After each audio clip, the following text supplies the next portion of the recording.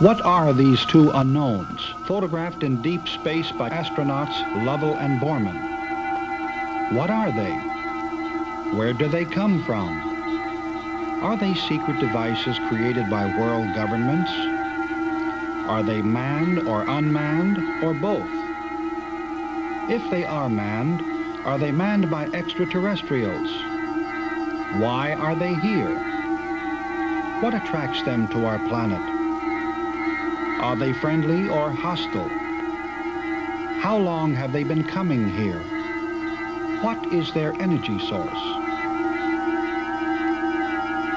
What can account for impossible right-angle turns which violate all known laws of aerodynamics? Why do world governments continue to deny their existence when photos like these continue to appear in newspapers the world over?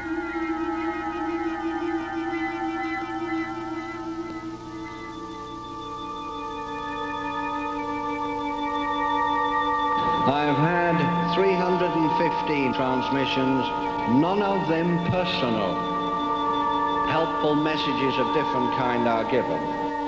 The voice of Dr. George King, president of the Etheria Society.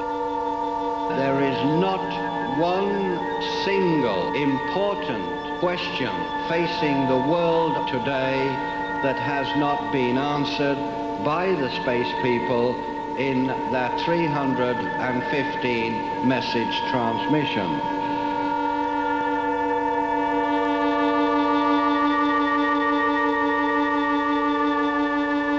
They have not condemned man, but they have made various suggestions how man can help himself to stop wars, to cure all disease, to cure all famine on Earth. We've even had intimations on how desert regions could be cultivated, etc., etc., etc.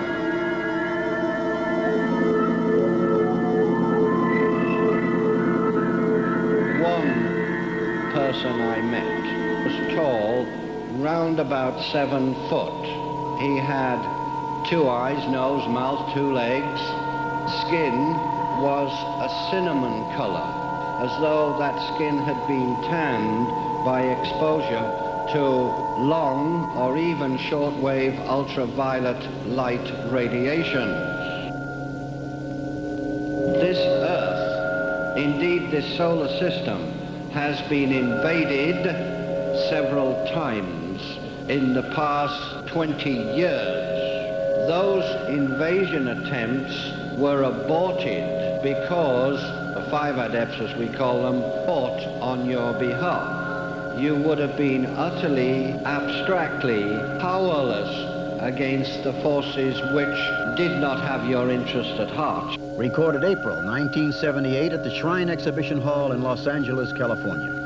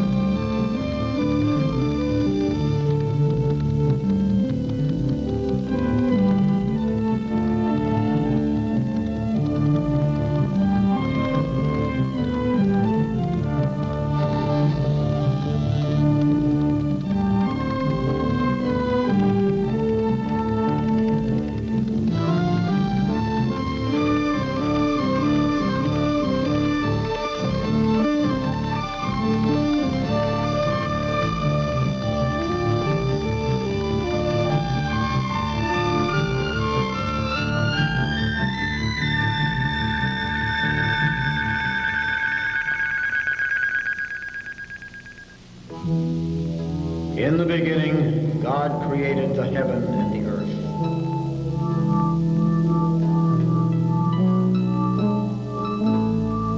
And the earth was without form and void, and darkness was upon the face of the deep. And the Spirit of God moved upon the face of the waters.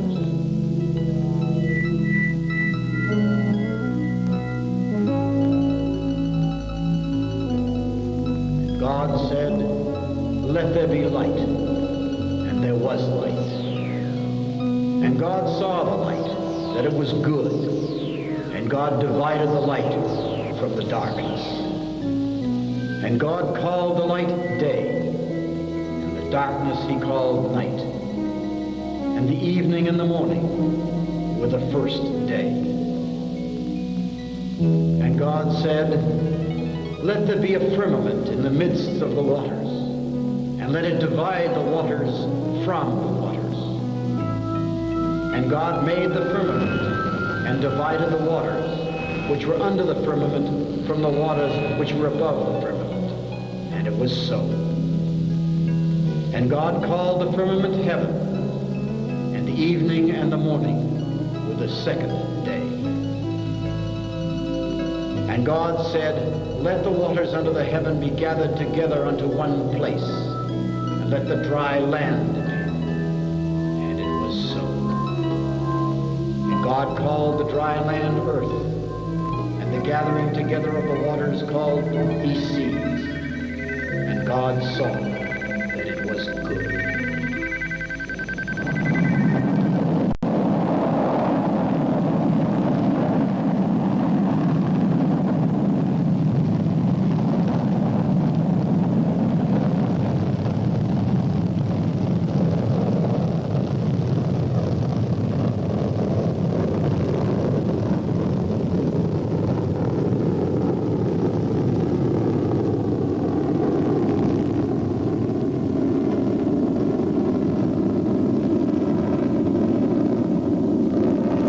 July 20, 1969, Apollo 11. Astronauts Neil Armstrong and Buzz Aldrin lift off on man's first attempt to land on the moon.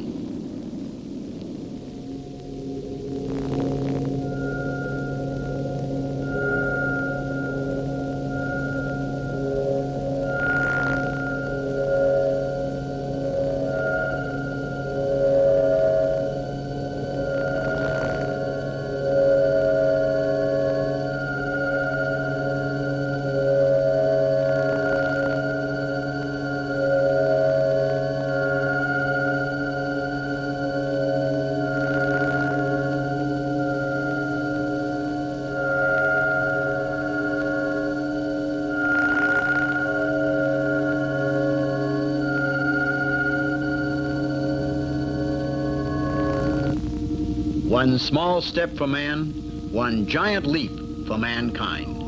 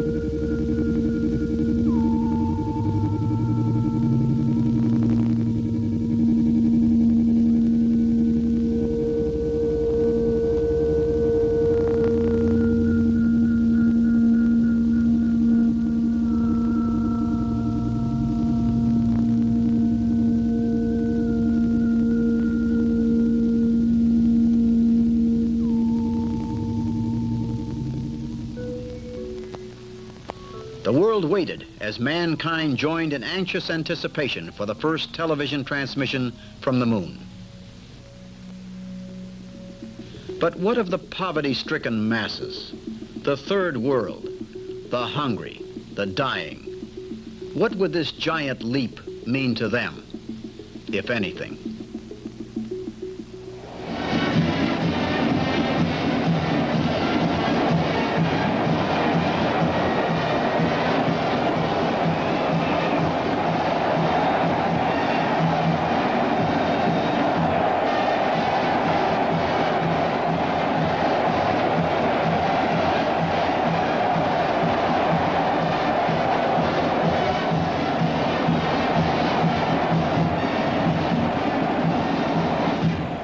Dr. Frank Stranges, director for 14 years of the National Investigations Committee on UFOs. New sciences and industries appear as man probes further and further. The moon is only a stepping stone to other planets, other galaxies.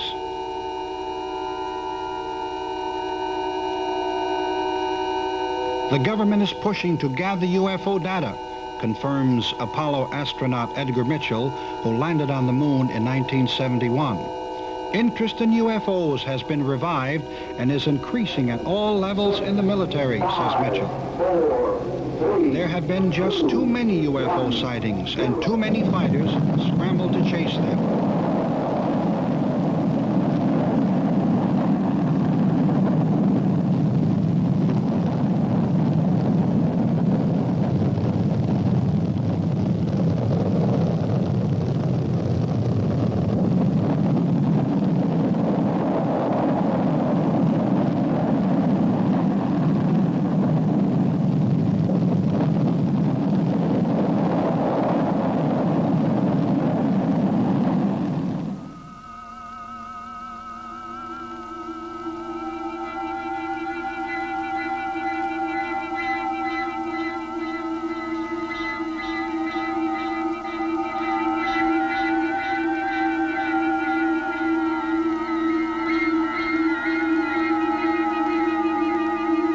Drawing boards are jammed with renderings of spacecraft with new energy sources, from atomic power to solar propulsion, designed to travel in space for years.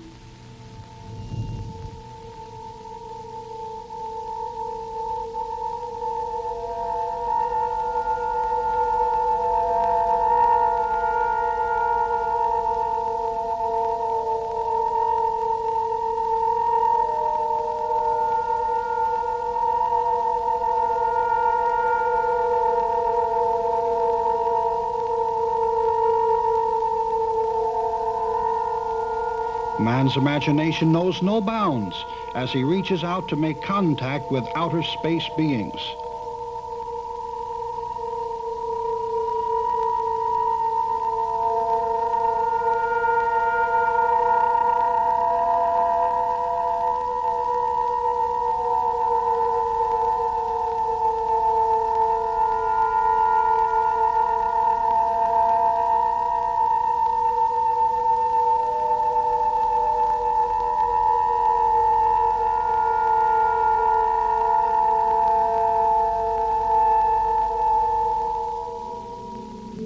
But man must also prepare himself physically and mentally. He must devise protective clothing against hostile space environments.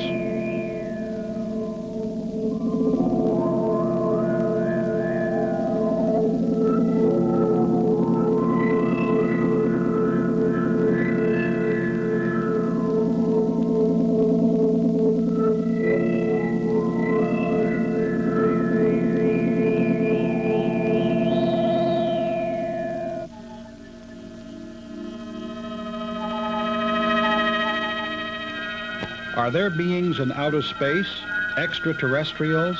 Do they communicate from planet to planet, from spacecraft to spacecraft?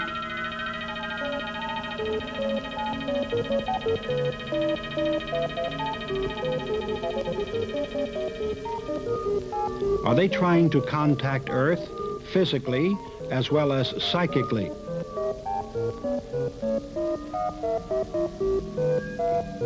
Man listens, scanning the depths of space in search of decipherable sounds which he can in turn translate into meaningful messages. These are two unidentified flying objects photographed by United States astronauts as they were making history on the fringes of outer space. These are two elongated UFOs that were photographed trailing U.S. astronauts on their way to the moon. According to a high-ranking officer at Cape Kennedy, not one space probe leaves the launching pad without being trailed by unidentified objects, as is attested to by these two unknowns photographed by Lovell and Borman. UFOs have been photographed by people from all walks of life. This particular one was taken by Dr. Daniel Fry, scientist. Sighted at night, these three unidentifieds were photographed in the skies above Honolulu, Hawaii, by a housewife. Notice the close formation of this 180-degree turn, which has mystified aerodynamic experts the world over. These four UFOs were photographed by Seaman Shell Alpert over the Coast Guard base at Salem, Massachusetts. The UFOs made no sound and were not tracked by radar. This UFO was photographed over the home of an insurance executive in Seattle, Washington. Paul Villa always had a secret ambition to see and photograph a UFO. This day in 1965, he was in the right place at the right time with a camera. According to the experts, Paul photographed an instrument package or space probe, very similar to the probes that have been launched from Cape Kennedy to the Moon, Mars, and Venus. According to Paul, the space probe made no sound, nor did it land. This UFO was photographed by a surgeon in Adelaide, New South Wales. This is the first UFO of this type ever photographed in Australia. It was taken in 1962. This is a blow-up of this most unusual top-shaped object. Notice the metallic color. This cigar-shaped UFO was photographed above a small park in the Glendale section of New York in 1967, which was a peak year for UFO sightings in the United States.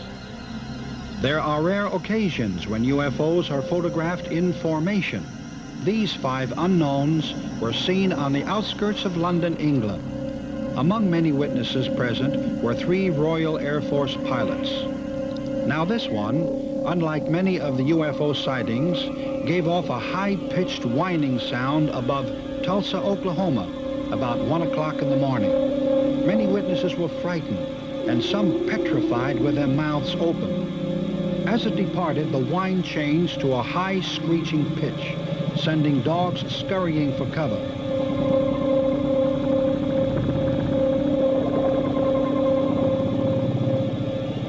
The more it increased in velocity, the wider it became. This is an unmanned probe photographed by Paul Villa on June 19, 1966, about 9 a.m., 30 miles north of Albuquerque, New Mexico. It was approximately 6 feet in diameter and made a loud buzzing noise. The UFO was accompanied by several spheres. When the spheres landed, they bounced, shot straight up, then landed again in almost the same place. The small spheres were about 3 inches in diameter. The larger ones about 6 inches in diameter. The larger spheres remained on top or close to the top of the UFO.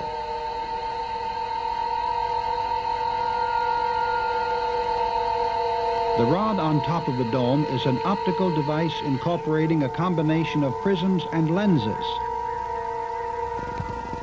The three legs telescoped open as the craft approached the ground.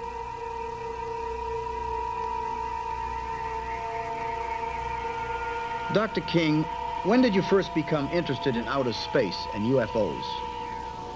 It was in 1954, and it took me by surprise, actually.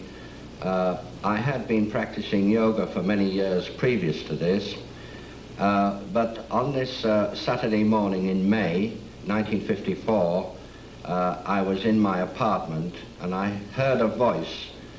It was in English. The voice was not in the head. This was no psychic apparition. The voice was outside of myself, and it said, "Prepare yourself, you are to become the voice of interplanetary parliament." Well, I had no idea what that meant. I knew nothing about UFOs, In those days, I had not studied them, but I had studied yoga. And I'd studied yoga long enough to realize that this was very important. And it was 8 days after this first event that I decided that the only way that I could solve this mystery, because nobody else could help me, and I tried many people, was to go into meditation myself. So I locked myself in the room, fully determined to stay there until I got some answer. Well, I didn't have to stay very long, because a man, physical, who I did recognize, he was alive in India at the time, a well-known yogi master. He walked into the room without me having to open the door, by the way. He walked across the floor and sat down in the chair, which creaked under his weight, and he told me about the previous contact I'd had, voice contact, and he gave me certain instructions. For instance, he said that you will receive an invitation from a yoga teacher in London, and you should attend his classes and so on. I have had some physical contacts as well as mental contacts. Very briefly, the mental contacts are quite unusual in a way that I precipitate a yogic samadhic condition in order to gain mental rapport with higher intelligences. But I've had also some physical contacts, and I'd like to talk about one in particular. On July the 10th, 1958, I was ordered by the Master Aetherius to present myself in North Devonshire, England, which is in the south of England.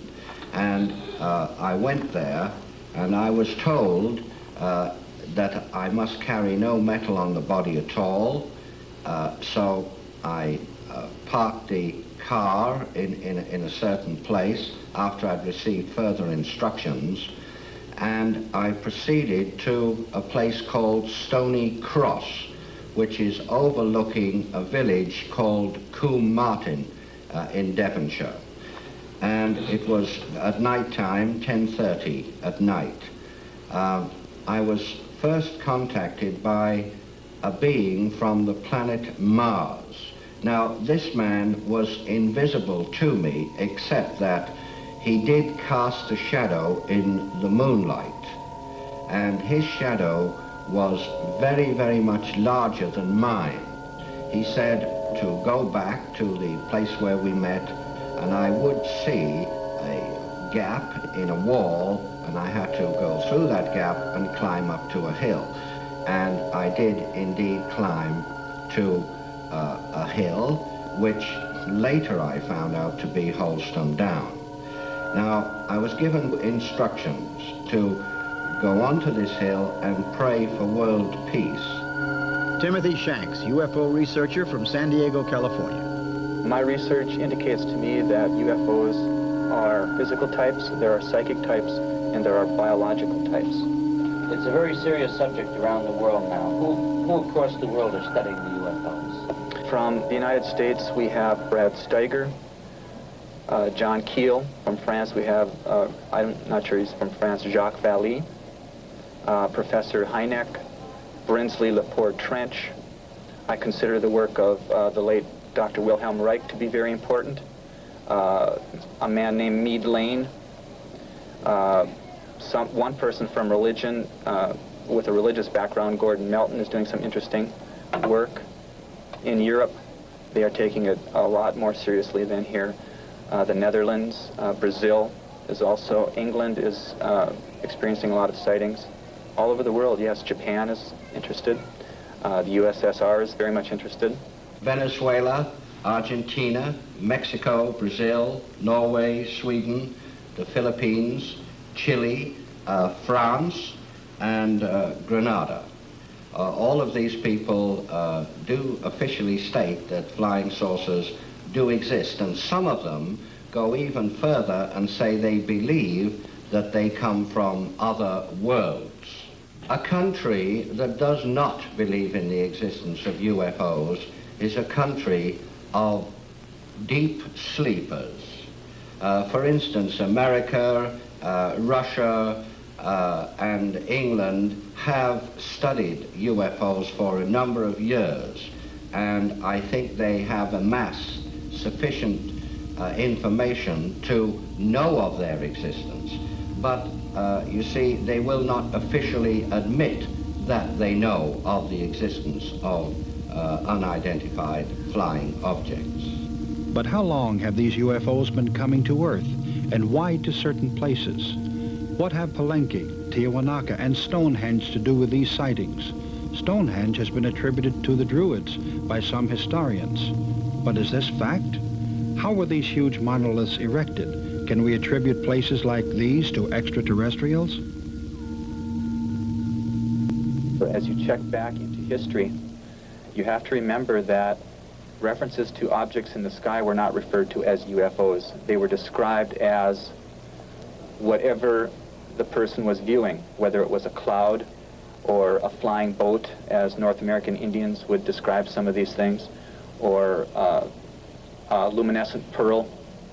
So you have to study the language and study the account itself. But all world cultures refer to various unusual objects in the sky throughout the course of recorded history. The modern era began in 1947 with the Air Force beginning its study and a tremendous number of UFO reports. Early reports of objects came in 1896, 1909 from different parts of the world. Many people believe in UFOs and that extraterrestrials are coming to Earth. Some are convinced that they are now living among us.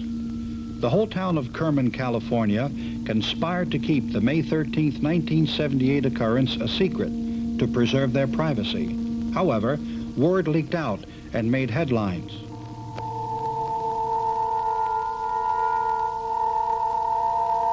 Ruth Norman of the Unaria Society discusses UFO landings and extraterrestrials from her headquarters in El Cajon, California.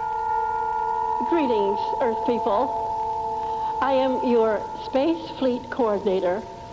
I'm the forerunner for the space people who will be landing before long now on your Earth planet.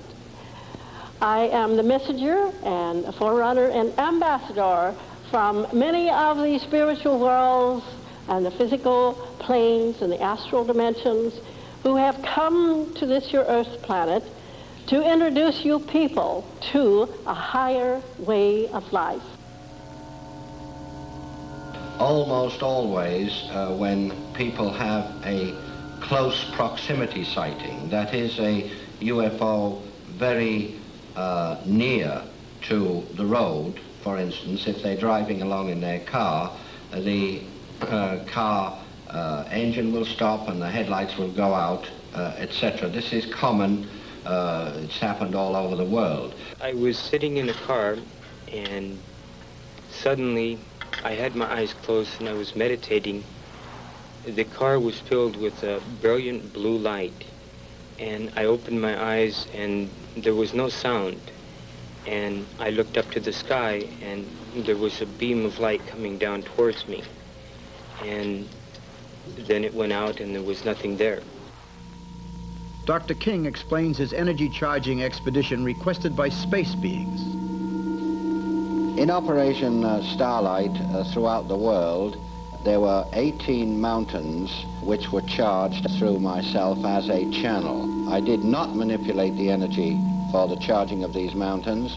It was manipulated through me by the space intelligences. We have here scenes from Mount Kosciuszko in Australia, which was charged on December the 5th, 1960. We had tough blizzard conditions on that mountain. The last picture shows me manipulating the energy which was put through me by other sources, which caused an initial charge to go into this mountain. The other mountain in Australia was Mount Ram's Head. This was charged on December the 8th, 1960, and we had no problems at all except through heavy snow drifts. These pointing stones have been there for thousands of years.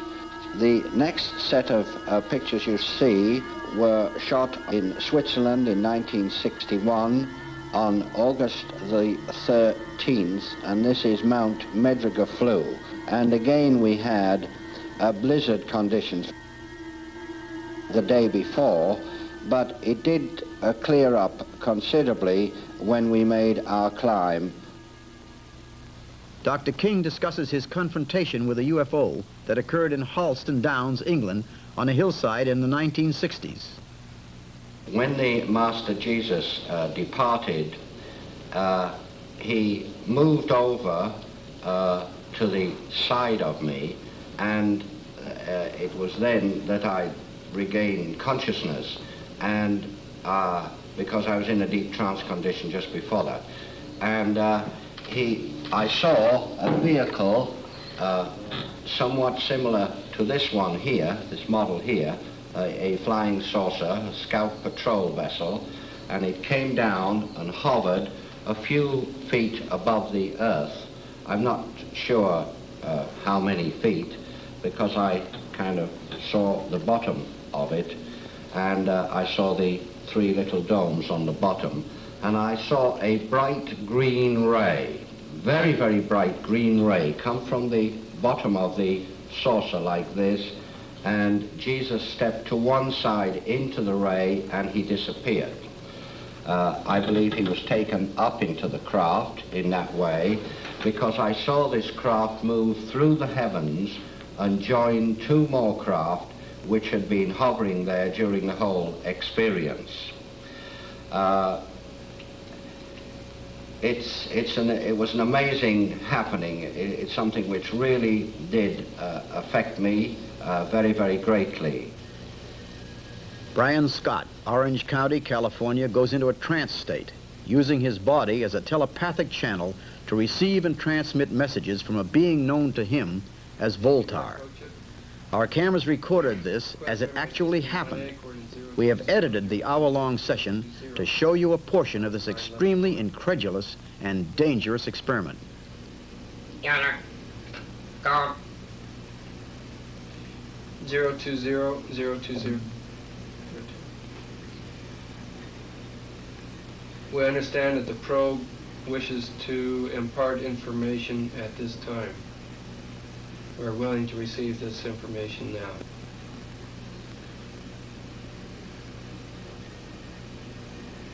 Acknowledge. Unity, transfer, Voltar. Delay factor 7. Relay open.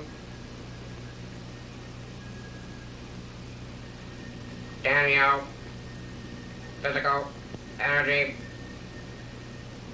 displaced.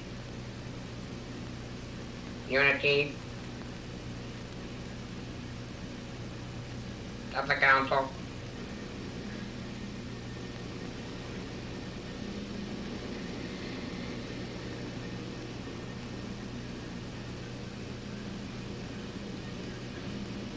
Good evening. Good evening, Voltar. And that of the light be offered. And to you in return. It was good to talk to you again. It is that, and of the play of life, that today, what is now, is within that knowledge. Our involvement, and that of your planet,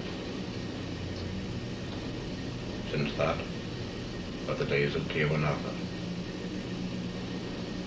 and yet but to manifest in but a few. It has been again a pleasure to share your presence. We ask the return of Brian and the amplification of all systems against secondary world interference. And thank you again for sharing this communication with us.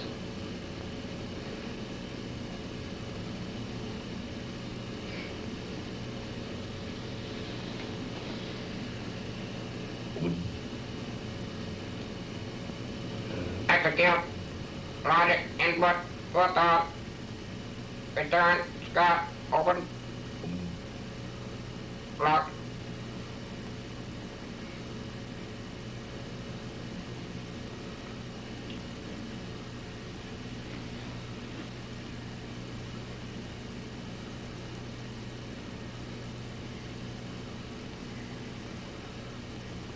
That of my presence.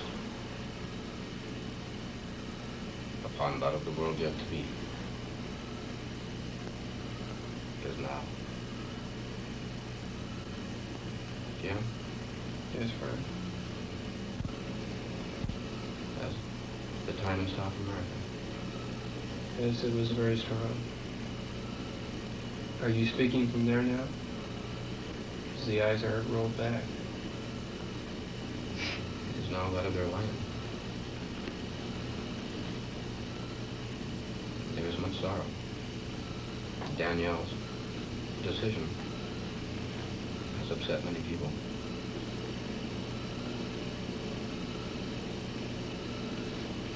How do you feel? I feel great. It's just like it was before. There is so much to learn and so much to offer.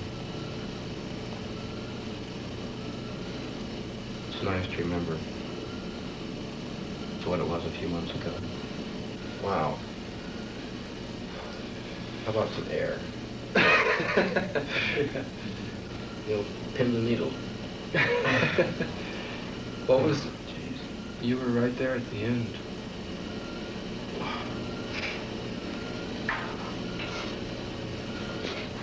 You know, different. Was that the part of you that's on their world, or was that, what was that? Just like it was after the transformation. Yeah. Same idea.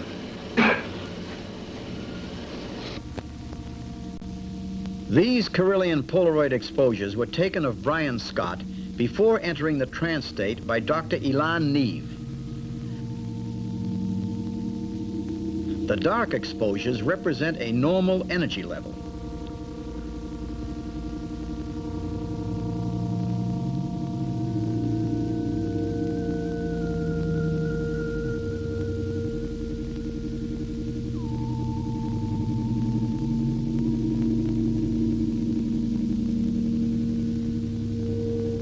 The light-colored photos that were taken while Brian was in trance are considered rare and unexplainable. Brian Scott remembers vividly a frightening contact with the space beings. When I was 16 years old, I experienced a phenomenon known as a ball of light that appeared behind my house. My dog basically gave the thing away by barking so loud that he was waking up half the neighborhood.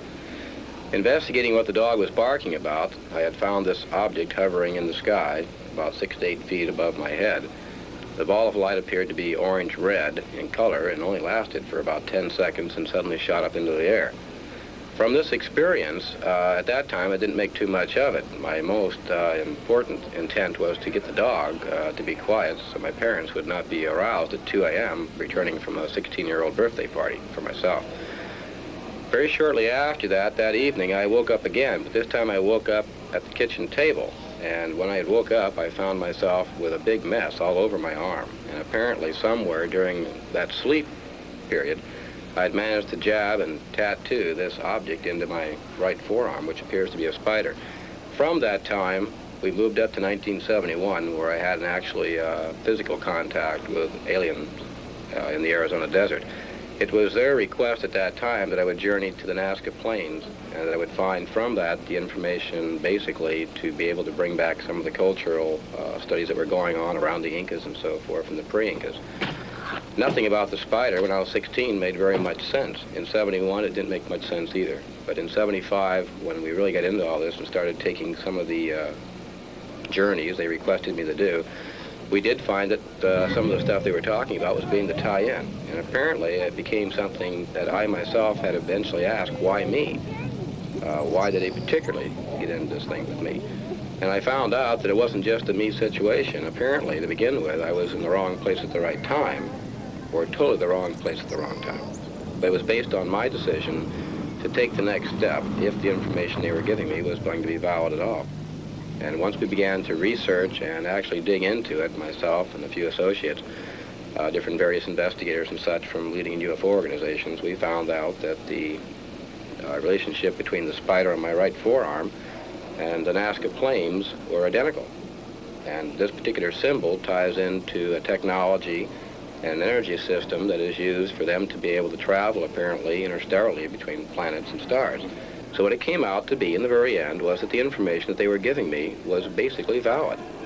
And what they were telling me, I had some belief in what they were saying. It was from that point that I decided that if the information they could bring forth to me or through me and other people who have had an experience like this could be put together in some nutshell where we might be able to offer the information to the general public in a way where it would actually prove the phenomena as being either real or unreal, we might be able to get a handle on this UFO thing, the unknown. The unknown.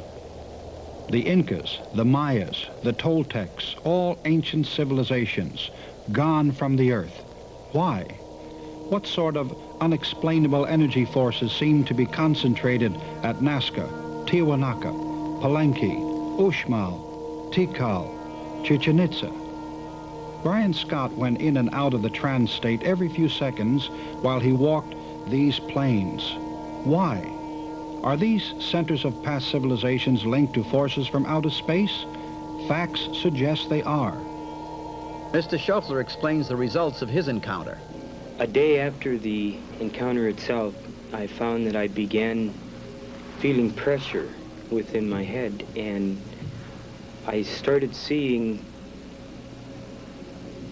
figures dashing out of the corner of my eye, just glimpses. And then I began to find that I could concentrate, and I began to see flashing colored lights. Later I found that I could actually see the forms, and they are what people refer to as spirits. I found also that my eyes began to change, and that even in looking in the mirror, I found that they began to take on a more hypnotic type of stare. And others related this experience to me, that they had noted these changes. Dr. King discusses the origin of mankind. The planet we are now living on was populated by a very advanced culture called Adamic man. Hence the Adam and Eve part of the Bible. The people who came to this planet came from a planet called Maldek that used to orbit between Jupiter and Mars, and there was an atomic explosion on Maldek which blew the planet to pieces. Now, they had to be reborn somewhere, reincarnation being a fact, not a theory. And also, there's no such thing as death per se. There's only death of the physical structure, but the thought and the soul and spirit do not die. So they had to have a life experience. So they were reborn gradually throughout the hundreds of centuries onto this planet Earth. Now, all that's left of Maldek is the asteroid belt. And it's a very interesting thing to note that just lately scientists have discovered pieces of meteors which they know come from the asteroid belt, and some of these meteors contain elements, minerals in the exact amount as found in the human body. And these minerals are petrified into the rock pieces, which prove that ancient man, before he came to this planet, had a similar physical structure to what he has today.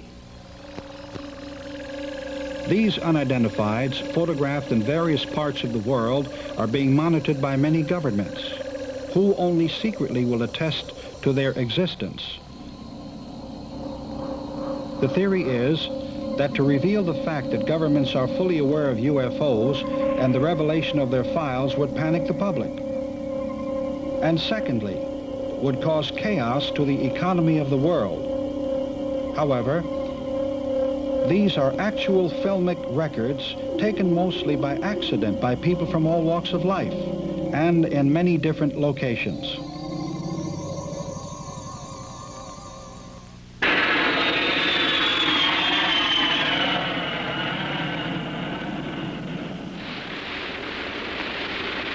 The date, Tuesday, June the 24th, 1947.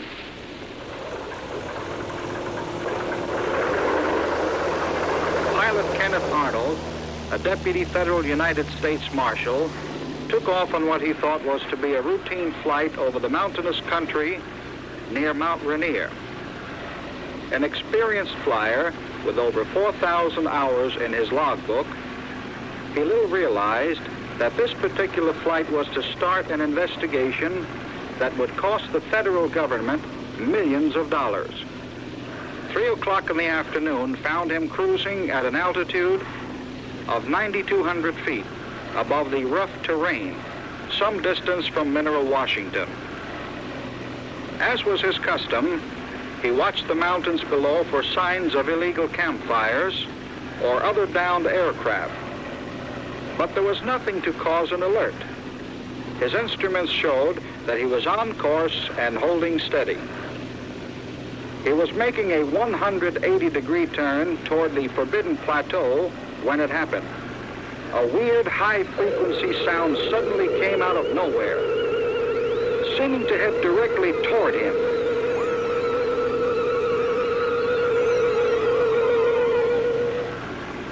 Arnold banked his plane sharply, thinking he was buzzed by some new type of jet fighter. Leveling off, he tried to sight the offending jet and perhaps get a number or description to report the incident. A mid-air collision over these rugged mountains meant little chance of survival. He checked his instruments again, and to make sure that he had not drifted into another flight lane, a lane used by experimental aircraft, he was still on course. Then, without warning, it happened again. Arnold pulled up sharply as the weird sound engulfed him. Only this time he saw what had buzzed him. Far to the left and toward the north, a formation of very bright objects moved through the sky in the vicinity of Mount Baker. They were flying at a fantastic speed, their silvery outlines clearly visible against the dark mountains. The strange, saucer-shaped objects flew in an echelon formation, and then, gaining altitude, shot off into the blue and vanished.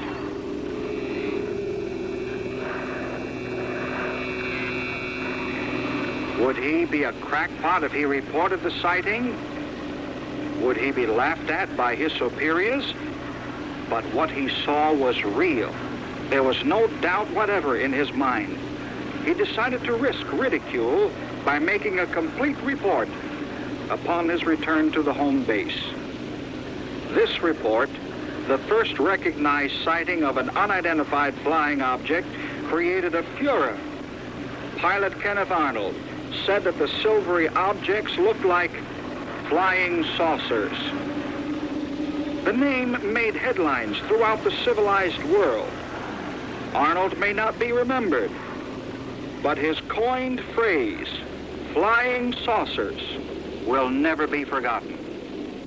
My first encounter was in October 1958 with what I claim to be an extraterrestrial being that I've since found out comes from the planet we call Saturn in our solar system. Robert Short, UFO investigator. It was, to me at the time, a very frightening experience. The being said to me, "We have come down to make an adjustment in the power of our craft. We will see you at a future time." And I thought, what criteria do I have to understand it? And it wasn't until several years later, in fact, after another individual had another experience with the same individual, that I began to understand that my work, as of from that time, would be through the auspices of the solar government on Saturn in this system. And all message work that I do or channeling that I do would be through their auspices, through the subspace radio network in this system. Ruth Norman tells of Earth landings from various planets. There will be many planets, 32 different planets in number. They are all physical planets, some within the solar system and some outside. 32 in number.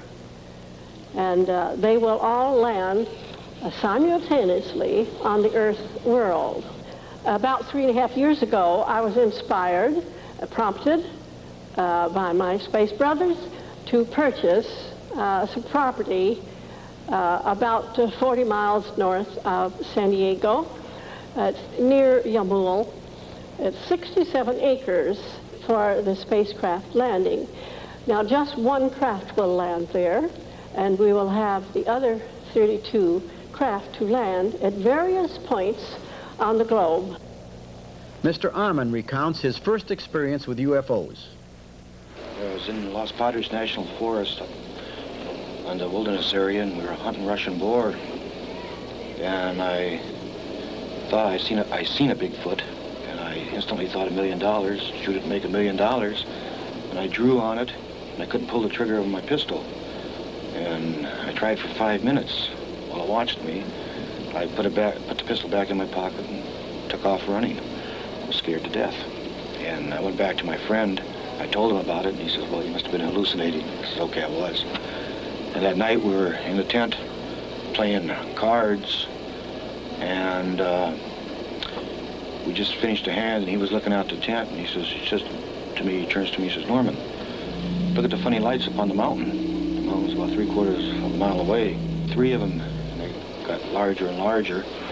And then I jumped up and stood in front of the tent door, and a blue one flashed across the side of the mountain. Another one came over the top and lit up about 3 acres.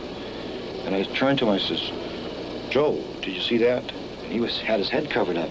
And I went to shake him. And he says, I'm asleep, leave me alone, leave me alone. And just then our campsite lit up as bright as day, and we blanked out. Thomas Miller on UFO propulsion systems. They do fly interstellarly. However, they do not fly in the same manner that the rocket ships fly or blast off from Earth as we know it.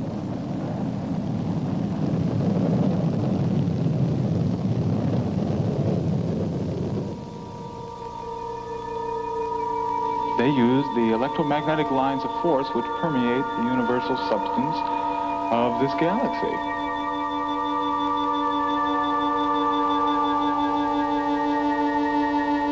The brothers on the other planets have evolved much more rapidly than the people on the Earth, and the ones that we have contacted have transmitted their messages to Earth, and they have given us pertinent information of instrumentations which they will help us build and construct when they do make physical contact, such as an energy device which will use the natural oscillation of atom structures themselves. We will be taught how to arrange the vibrancy of the atoms to extract natural energy emanations from the very atom substances and siphon them off into power stations. And it will be a free type of energy. Mr. Schaffler reveals more about his encounters and how it affected his mind. Well, I found that I not only could see spirits, but I began to see buildings where I knew there were no buildings. I could see grids in the sky, just patterns of energy.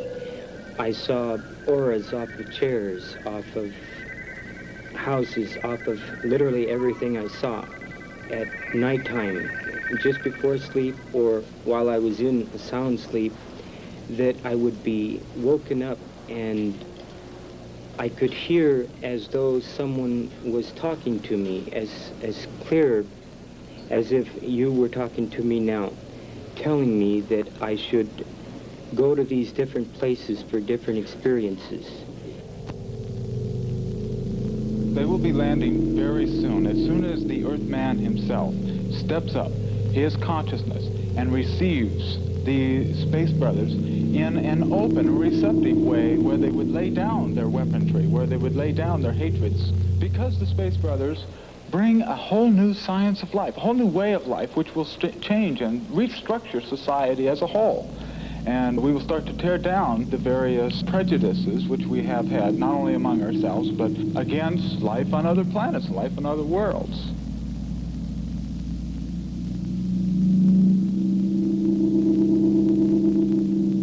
Dr. Stranges, you have been involved with UFO investigations for over 30 years. If alien beings were to land, do you think they would be friendly? That's a good question. UFOs have had this Earth under surveillance for many thousands of years, and if they were going to attack or cause the human race any problems, they would have done so a long time ago. But there have been a few cases where some cattle and some people have even suffered because of so-called negative saucers. Someone said if these are intelligent beings from outer space, they couldn't be too intelligent if they're visiting the planet Earth. But on the other hand, I believe that we have been a source of shall we say, potential threat? Because, as one scientist put it, we can take and set the atmosphere on fire with hydrogen devices, and this could cause the planet Earth to be completely destroyed by fire, and in so doing, it could disturb the other planets in our solar system. All the people in this solar system are friendly disposed towards Earth, and they are very, very advanced people, but there are other people in other parts of, well, not only this galaxy, but galaxies beyond this that have not been friendly. In fact, the solar system has been attacked by outside forces in the last few years, and in order to repel these forces, there was something which we might call a galactic war. This did happen, and I have very detailed reports in the Aetherius Society library, which we maintain is the largest in the world of its kind, actually describing some of the action which took place during this galactic war. Dr. George King in Los Angeles, 1978. There are at least 3 people from another planet living on Earth today.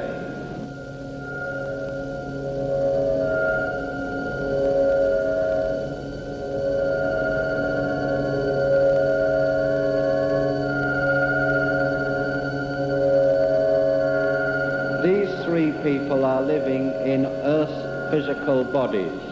These 3 people are highly specialized adepts whose job it is to protect mankind from any interference from outer space and any invasion from outer space. The predominant UFO seems to be saucer-shaped, as attested to by this picture taken by Paul Villa. You are witnessing a most amazing UFO film. It was viewed by the United Nations Outer Space Affairs Committee, the Congressional Hearing Committee on UFOs, and by the government-sponsored UFO investigation conducted at the University of Colorado, where the film was also viewed by the late Dr. Werner von Braun. This 16mm film was shot by Dr. Daniel Fry, a fully qualified scientist, and has been judged as a most valuable contribution to UFO authenticity. Experts have concluded that UFOs may have different planetary origins. If space beings exist, and they do travel in these space vehicles, there is nothing to prevent them from inhabiting various areas on this planet. Our egos would have to be enormous to think that we are the only intelligent beings in the universe. This picture was taken in France in 1967. It remained motionless for 4 minutes. These 2 UFOs were photographed over Taormina, Sicily. They remained silent and changed position 4 times before vanishing. This photograph was taken during the International Geophysical Year by an officer in the Brazilian Navy. These objects were seen coming out of a cigar-shaped vehicle in Morristown, New Jersey. Early one Saturday morning, Mr. George Stock was aroused by his sons shouting, "There's a flying saucer above our house." This was in New Jersey. Some UFOs are motionless while others revolve. Dr. King, have any creditable writings been done on extraterrestrials and flying saucers? Yes, indeed. There certainly is. It's called the Holy Bible. It's one of the best flying saucer books ever written, as a matter of fact, although it wasn't written for that purpose. It's filled with accounts of extraterrestrial visitors and vimanas and lights in the sky and flames in the sky. And we are informed by the cosmic masters that the Star of Bethlehem was indeed a flying saucer. It could not have been a star, because if any star had moved through the heavens and suddenly stopped in the position that the Star of Bethlehem did stop, this would have upset the gravitational field of the whole solar system. And we'd have probably had a tremendous disaster, certainly on Earth, if not on other planets as well.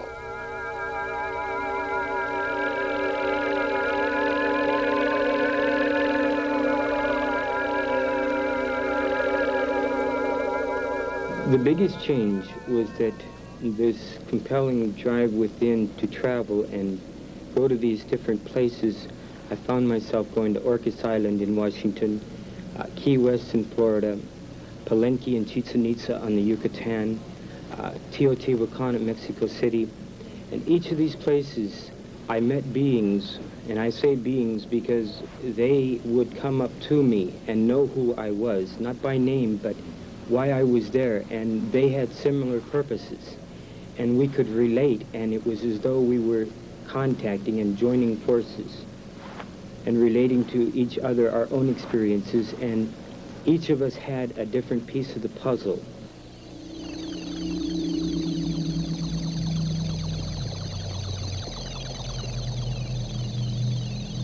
Alan Michael reveals his first encounter with alien beings and discusses his visit to a UFO. The first one, I was enveloped in a shaft of light. And as I went up this shaft of light, I just looked back, saw my body, and went right up out of it, right up the shaft of light into a mothership in outer space. This was a ship I had incarnated into this body. I was just returned to be with the people I was with before I came here in this body. There are some 2 million people in telepathic bodies on this planet now, making ready to receive Earth people, to bring them into the kingdom of God. We interviewed Carl Anderson at the Long Beach Naval Base in California. He has been a government employee for over 20 years. He presented one of the most unusual UFO encounters on record. Space people describe how the ship was propelled.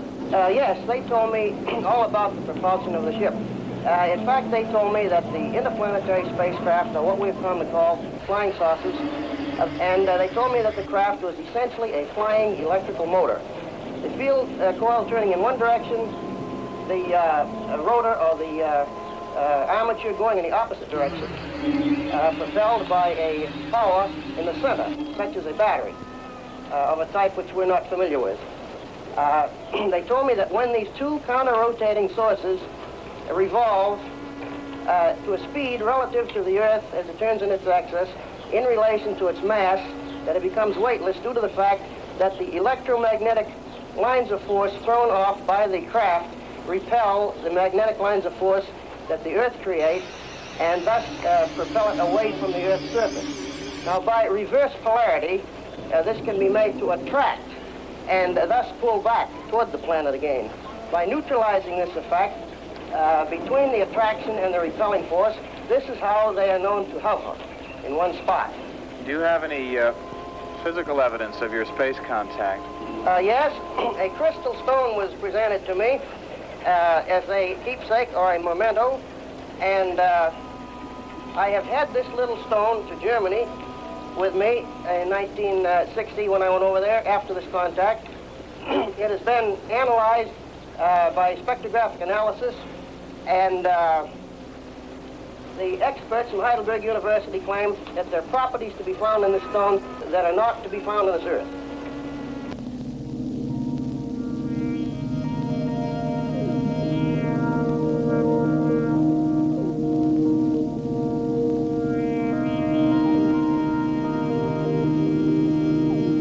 Since man's first giant leap into space, countless industries have led the way into yet unexplored fields of aerospace sciences and space medicine.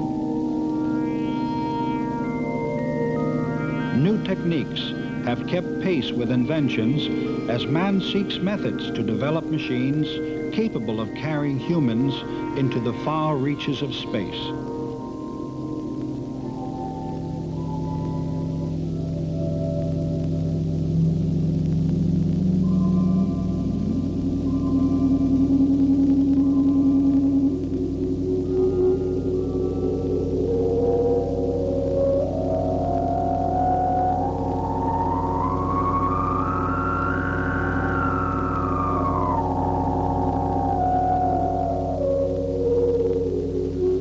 Mr. Sherbin, would you please explain how your model corresponds to UFO propulsion systems and how it ties in with the reported rapid and erratic movements of flying saucers?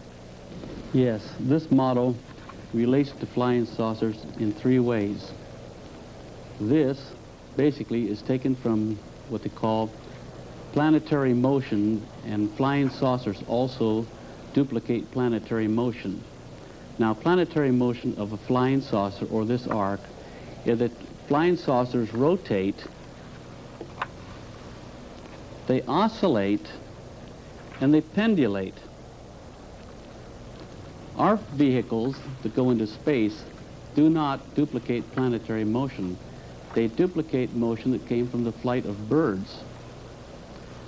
One would be linear, and the other is a cyclical geometry. This has to do with the rotation of the Earth. This is a daily cycle. Its orbit around the sun is a yearly cycle, and what they call the roll is a season or reverses of precession. And this duplicates flying saucers and also upsets our concepts of gravitational forces, because this is a pendulous force that overcomes what we consider inertial force and reverses rotation in violation to our laws of motion. And science cannot explain this because science has never proven its laws of motion, and this is a definite violation of the laws. How does this apply to Einstein's theory of relativity? Einstein's general theory of relativity is not really true. This is the model of relativity. It's of cyclical relativity, and I have a physical model. Einstein's special relativity is based upon the equivalence of gravitational and inertia mass. Both inertia and gravitational forces have never been proven by physical experiment. Einstein merely had an idealized experiment where the experiment is imagined and the results are imagined. He has no foundation whatsoever for his relativity. This does have a foundation for relativity in that you have the rotation of the Earth, you have the pitching, which is its orbit around the sun, and precession, which is our reference into the galactical system. So here you have a celestial frame of reference, and Einstein has nothing at all whatsoever.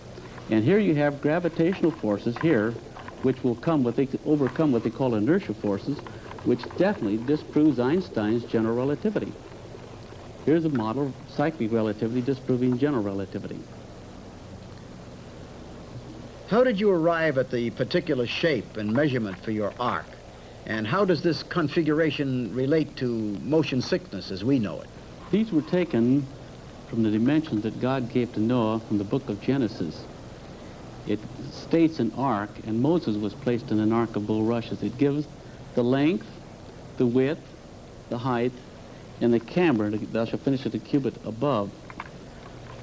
By building this shape of an arc this shape, it is actually a mathematically perfect boat, because it's taken from arcs, which an arc is the most perfect of all created forms.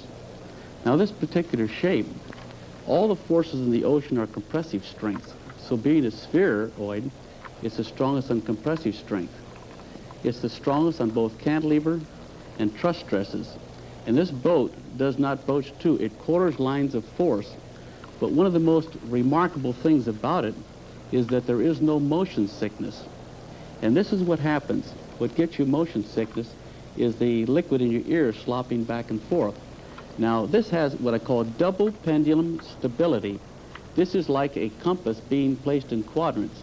So when this is in the ocean can move around it, and the boat will always remain perfectly stable, where any other type of boat will broach to in the seas and start rolling and get you sick. So this boat, if you're going to put a large amount of passengers in it to withstand the storm, this is the shape that I would use. And it would also be a perfect survival craft in the form of kayak today. Say we had an atomic blast and you had to get out of the cities, this is the shape I would use.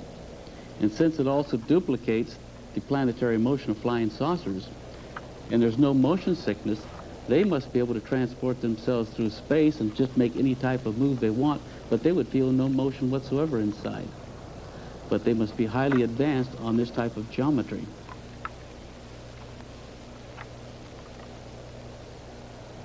Dr. Ilan Neve explains the method of photographing energy from objects and the human body through Karelian photography. Karelian photography, or the way I prefer to call it aura photography, basically registers on film the energy emanation from an object, and very often the way it is used, the energy emanation from the human body, most often from the fingers, because this is one of the easiest things to shoot. May I ask exactly how you interpret the colors that you get from these fantastic photographs you take? This is a typical question from a Western mind. Exactly. I am afraid I couldn't give you an exact answer because this is still not an exact science, although some scientists attempt to make it an exact science. Colors can be interpreted in different ways depending on the person, depending on the interpreter, and depending on the intensity and the quality of the color. So there is no scientific chart by which everybody can go and say, well, that means that you are sick, that means that you are angry, that means that you are well.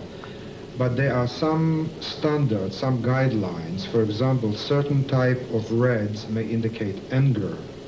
Certain type of red may, and pink even, may indicate a problem.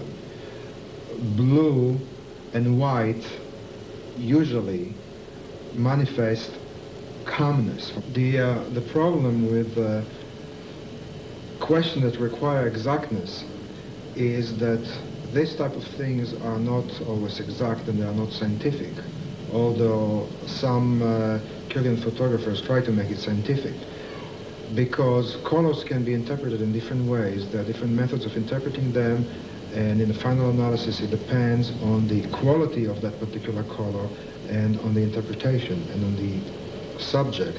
For example, red can be interpreted sometimes as anger, as release of some negative qualities, even as disease. But some type of red, under certain circumstances, may indicate sexual arousement and possibly a positive flow of energy and vitality. As a rule, however, colors such as blue and white are considered very positive. They are spiritual colors, they're colors of healing, they're colors of enlightenment. Dr. Neve, in these colors and everything, does this explain some sort of radiation or force that could be connected with UFOs in any way? Yes. Those people who work with Karelian photography, quote-unquote scientifically, usually would use slides, and the slides would focus mainly on the corona, the emanation from the fingers, and I don't think they would dare making any connections. However, for that reason, I, being a parapsychologist and a metaphysician, I use Polaroid pictures because they are rather sensitive and you can photograph more than one finger at the same time. And the background that appears on those photographs seems to give me as much and more information than the mere emanation of energy, like halo-like or rings of energy that come out typically from fingers on Korean photography. So I would say yes, metaphysically speaking. We have some very interesting, some people call it weird experiences, where we actually get faces on film while all you exposed were fingers. And in fact, we had cases where students focused on trying to bring to them a guide. And as you know, a guide can be a spiritual guide. It can be actually a being from a different planet that is guiding, overshadowing this earth. And actually faces, recognizable faces, would appear. Sometimes we had even more strange experience where faces that were similar to the person of photograph appeared, which may establish some kinship. In other words, I believe that there are two basic types of aliens, of people from another place on this earth. Some of them are people, or rather beings, that know, they had the experience, the knowledge, the memory of coming in, let's say, with a spaceship and landing on Earth. But more often, these are people who were born, like you and me, from a father and mother, human father and mother, and their being alien manifest in terms of an energy inside a human body. All right, that's all. Now pull your hand out now and close it so light doesn't come in. And here's your picture. It is developing right now. Okay, it's going to get darker and darker. And while it is getting darker, I would like you to think about that question, about that problem that you had while I was shooting it. Because even now, you are affecting the changes, because this is sensitive. There's a chemical change going on, and the energy that comes from your mind in form of thoughts and expectation does affect it right now. And I want you to be in touch with what you feel, because this is just like dream interpretation. I don't right away take a book and says, well, water means life and fire means love, whatever. I first of all find what it means to you individually. So get in touch with any kind of association, even if you think that it makes no sense. Now I'm checking now briefly with this psychic responder the energy flow from your chakras or your psychic centers. So this is the crown chakra. This is where you would usually get your communications from different dimensions, you know, like through your dreams or with being from outer space if they did not come to you in a physical form. Now, think right now for a moment about the problem that you were thinking about before. Now, immediately, it is start changing into negative. You see, now think again, think now about the positive, about the solution of this problem. Now, honestly, I'm not doing anything consciously to it. You see, it is turning now positive. So you see, you can actually affect yourself. Now, this will check your communications. Now, this is one of your most powerful ones. And this is, of course, very important chakras. If you are open up here and you are open down here, this makes you more ready for such communication with being from different dimensions. I'm going to play you a healing music from the Holy Land. The first part has a tear to it. Let that tear flow through your entire being and wash gently but effectively the causes of all pain, all constrictions, all barriers to communication, and make room for the second part that has a dance to it, and let that dance create celestial rhythm. And this celestial rhythm will create harmony from within yourself. So just all you have to do is just to listen to this and just relax.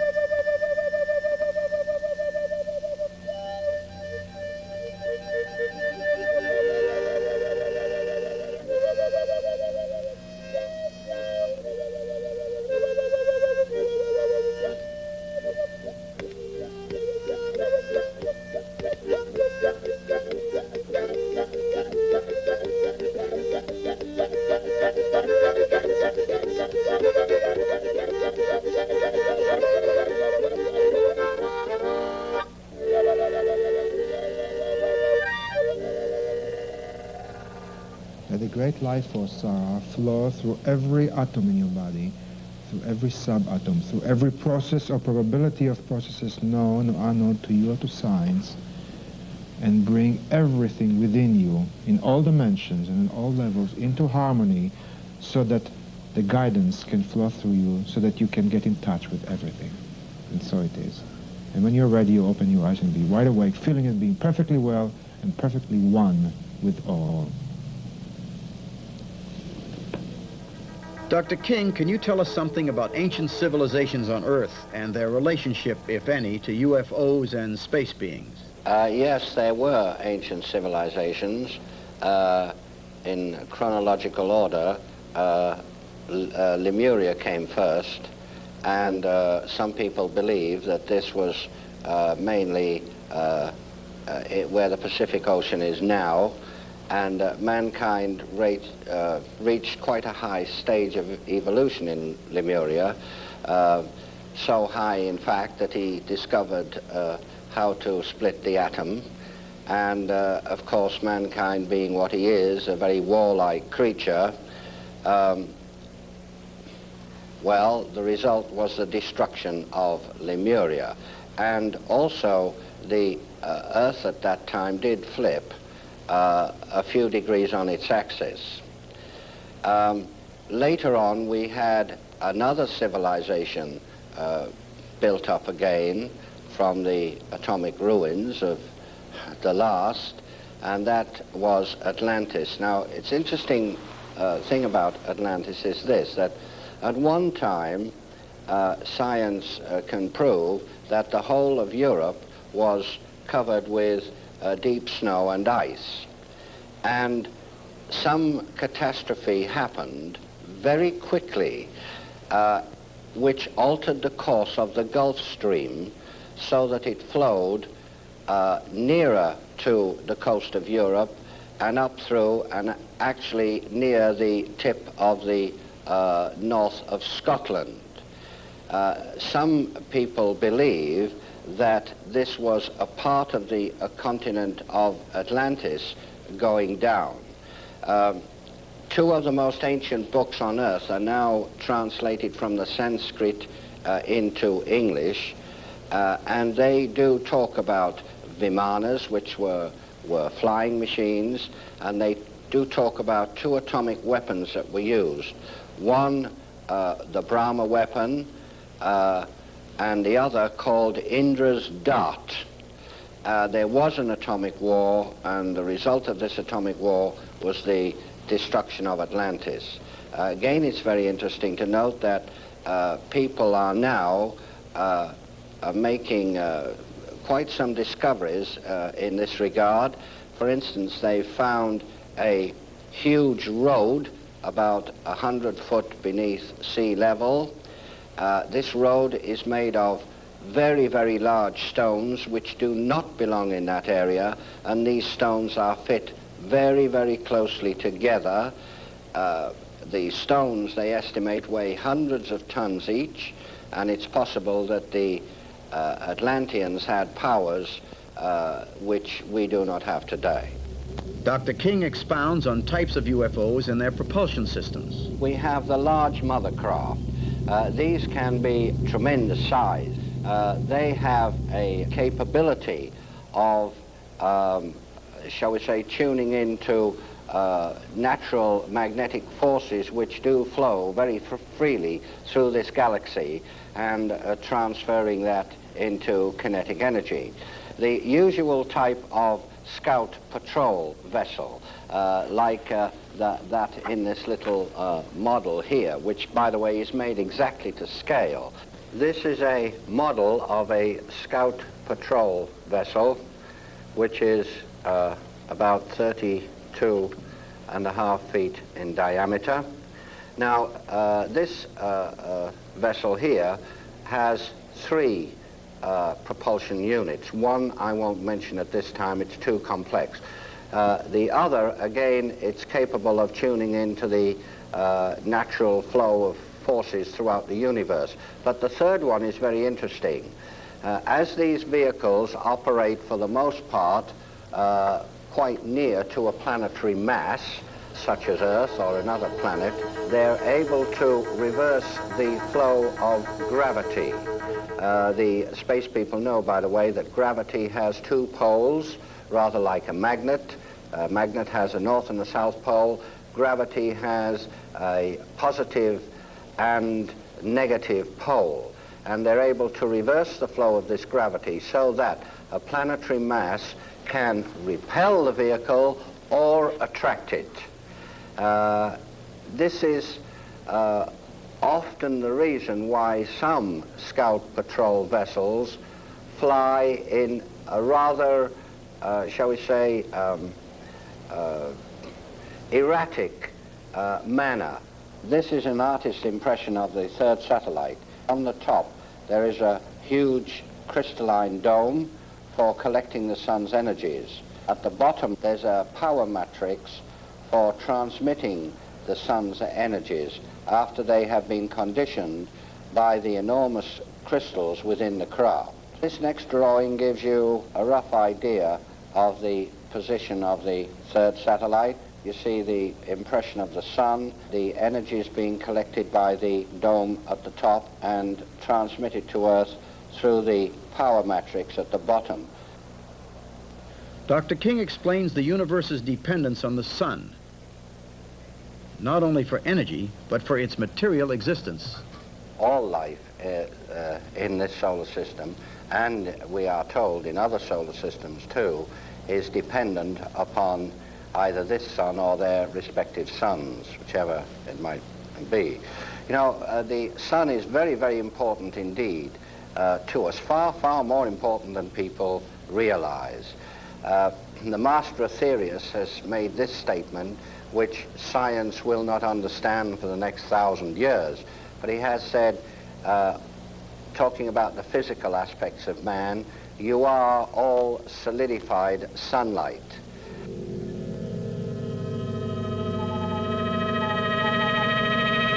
UFOs have been sighted over every nation in the world, reports Dr. Frank Stranges. The National Investigations Committee is a group of individuals throughout the world that's solely dedicated to scientific research, evaluation, and investigation of UFOs, and it's also open to the public.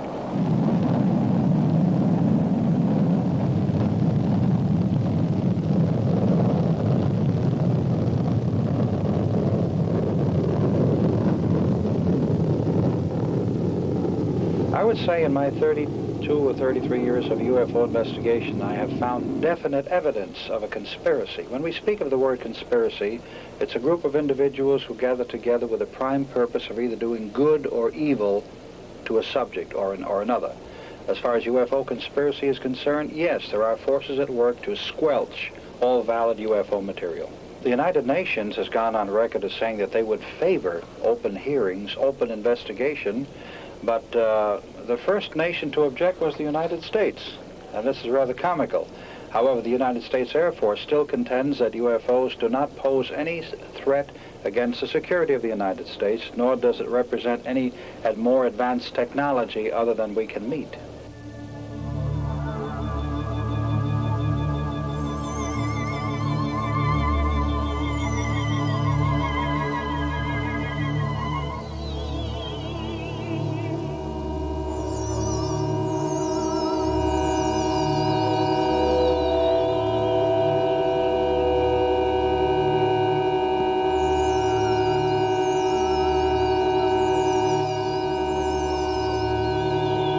Reverend Robert Short, founder of the Blue Rose Ministry in Yucca Valley, California. I believe that they want us to understand that basically, coming right down to it, we really are one race of people, united under one supreme being or created life they call ageless life, Almighty God, Father of lights. And that we, as the children of the Supreme Creator, have our decisions to make insofar as trying, if we can, to put forth the willingness to achieve peace in our time, rather than bringing us to the brink of what we call an Armageddon. And so far as I know now, the peace efforts, even though continue to be tried, is like the old axiom, when they cry peace and safety, there will be none. We are headed for the final countdown, unfortunately.